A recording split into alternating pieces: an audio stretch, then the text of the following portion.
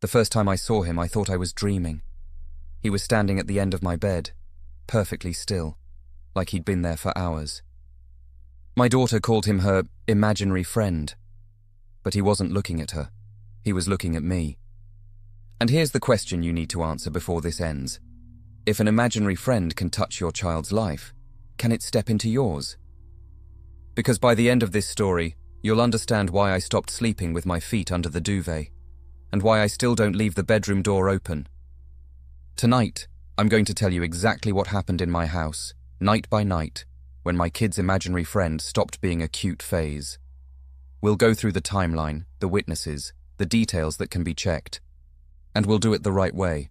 No screaming, no jump scares, just the kind of dread that creeps in after you turn the lights off. One rule: if you're watching this in bed, don't look at the end of it.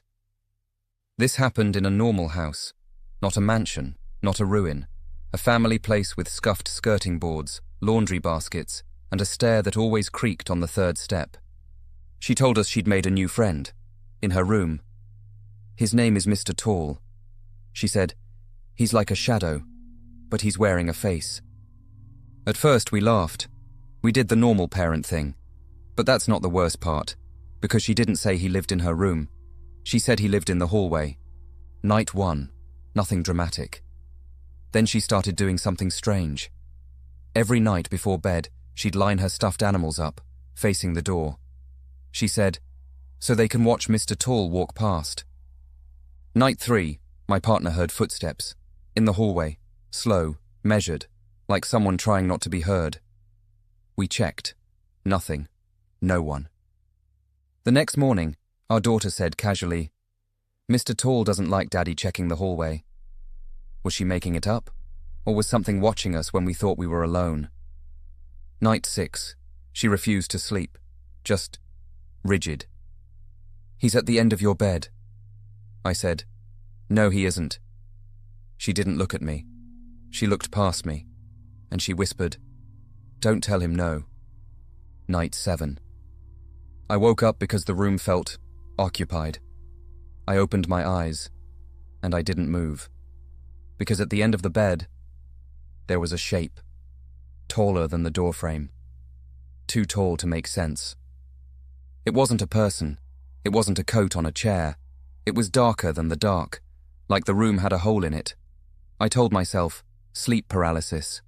That's what you say when your brain tries to protect you. But then it did something. If it was sleep paralysis, why did my partner react too? I reached out and touched my partner's arm. They were awake, and they were staring at the same spot. The shape at the end of the bed leaned, sideways, like it was curious. And then, very gently, something pressed down on the mattress, right near my feet. If it was in my head, why did the bed move?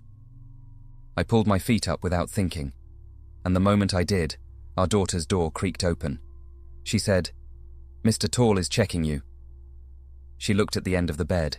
Then she added, he says you're not meant to see him yet.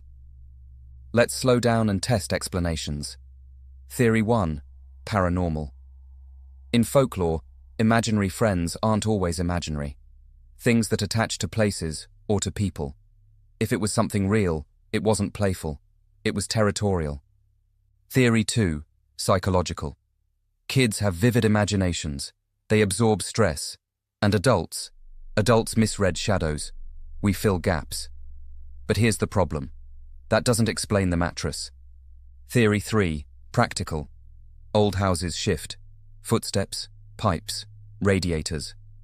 But the practical theory still leaves one question hanging. Why did it feel like it was watching? Here's my verdict. I think our daughter started with imagination. And then something answered. Not with words, with presence, with pressure. Every now and then she'd pause and look past us. She'd say, he's back at the end of your bed. Have you ever had an imaginary friend that felt too specific? Tell me in the comments, did it have rules? Subscribe if you want more evidence-led stories. And if you're ready for the next one, click the video on screen. Next time, it didn't stay at the end of the bed.